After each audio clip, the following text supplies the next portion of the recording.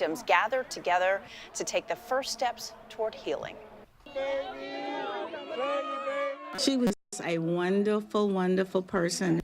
65-year-old Barbara Brown's family honored her in a Friday night vigil. She was working last Saturday night at a group home in Severn when a fire started. Her husband says she helped save several residents, then went back in hoping to save one more. But she went to get the last one.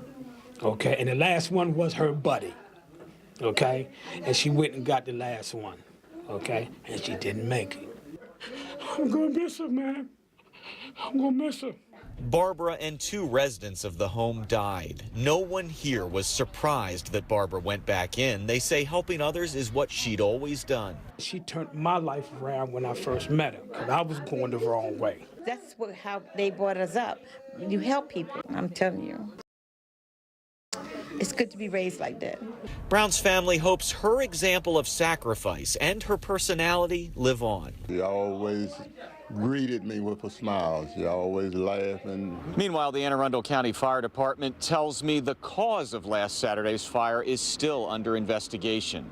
In Landover, Tom Rousey, ABC 7 News. 7 is on your side now with Health Matters and a possible link between the light from your cell phone and cancer.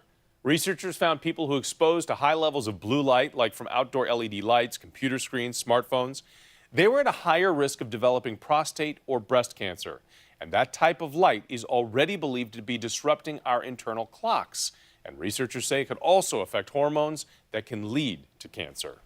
Well, Bill Gates is now helping in the fight against the flu. He is donating $12 million to fund research for a universal flu vaccine in what he is calling a grand challenge. The goal here to bring together the world's best scientists to find a universal vaccine. Gates prepare for pandemics to the way militaries prepare for war.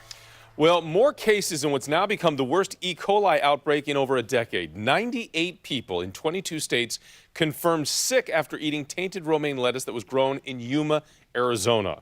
More than half of those people have been hospitalized. The CDC says that the strain of bacteria causing this outbreak is worse than the usual E. coli outbreaks they've seen in years past.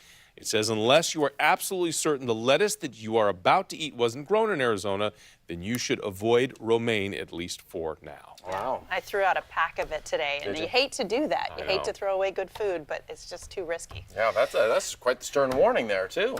How about that? We're here to give those kind of warnings. Yes, we are. That's what we do. And I unfortunately don't really have any weather warnings to give you tonight. Perfect. No severe weather. In fact, maybe I warn you that you could get burned if you don't put the sunscreen on. That's a good warning. How about that for a warning?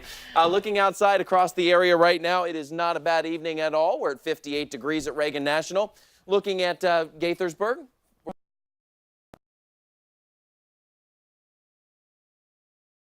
Into the 50s as well. That's where we are. We're not going to drop too far from where we are currently. Things are dry around our area right now. We go into our future clouds and radar. And overnight tonight, skies will clear. Maybe a little patchy fog developing by tomorrow morning. And that's where you see some of the little areas of white, especially down by the water where there's just a little more of a moisture source. Otherwise, a great morning tomorrow to get out. Maybe have a garage sale. Should be good to go for that. You want to get a morning run done. Awesome stuff as we go on through the afternoon. Heading out to University of Maryland. That's where we were earlier for our broadcast. Maryland Day, great event. Wear the sunscreen. Should be beautiful weather for that. We get into the late afternoon, early evening. Now you see a little bit of green on the map. There is that possibility. It's probably a 30, maybe 40% chance of a stray shower working through roughly 4 p.m. to 9 p.m. tomorrow.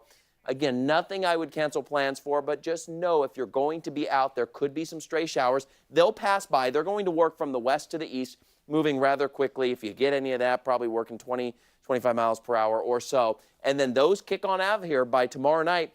It is a cold front and breaking clouds, some patchy